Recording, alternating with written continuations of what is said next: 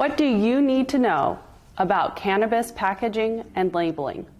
My name's Amanda Connor, and I am a cannabis attorney and have been practicing in this area for 10 years.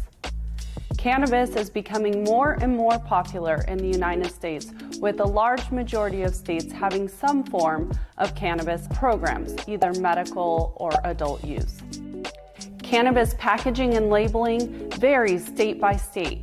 And the main reason for this is that it's still federally illegal. It's a Schedule I drug under the Controlled Substances Act, and therefore by federal law, it's illegal to use it, possess it, grow it, package it. And yet, several states have legalized cannabis, but each state has its own rules, laws, and regulations, and therefore packaging and labeling varies state by state. In 2022, there was a study conducted regarding cannabis packaging and labeling, and it found that it was rather inconsistent, which could be problematic for both consumers and brands that are trying to have a brand presence across several states. The main thing that they found was consistent with cannabis packaging and labeling was that labels had THC on them. However, consumers beware, every state or states calculate or label that THC differently. Some label Delta-9 THC and the percentage of it. Some label total potential THC.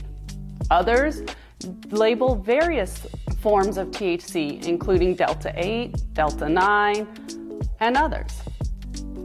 So just because you see a THC on a label, it could be something different depending on what state you're purchasing from. Other things that were common was often the manufacturer or cultivator's information was found on the label. Some sort of tracking information such as a batch number was also found. And a lot of states required some sort of disclaimers, either things like keep out of reach of children to protect children, or some sort of health disclaimer. However, things like usage information, dosing information, allergen information, and other things that often would be important to certain consumers was not consistently found across the states and the labels. So why aren't they consistent? Again, it's because each state has developed its own program. Same thing with packaging. With packaging, it varies by states. Some states require all cannabis to be in child-resistant packaging. Others require opaque packaging. Some states, everything has to be in opaque packaging. Others, it depends on the product type. And some states don't require opaque packaging. Also, where it's packaged varies. Some states require it to all be packaged before it goes to the dispensary to sell it to the consumers or to the patients. Other states allow the dispensaries to package on site, so patients or consumers can pick out the buds that they want and it be packaged on site. So it varies. And this can be challenging for the consumer and for the cannabis company developing a brand. For brand development, cannabis companies want it to look the same, to be recognizable in various states. However, many states have cannabis warning symbols that are unique to that state. And some states, like Nevada, only allow its state symbol on the package. So if you produce the product in Nevada, but you're a brand that has products in California, Nevada, Arizona, for instance, you can't have California symbol on your Nevada packaging. So you have to produce different packaging for different states. Understanding these requirements is critical for the cannabis company, but it's also important for the cannabis consumer.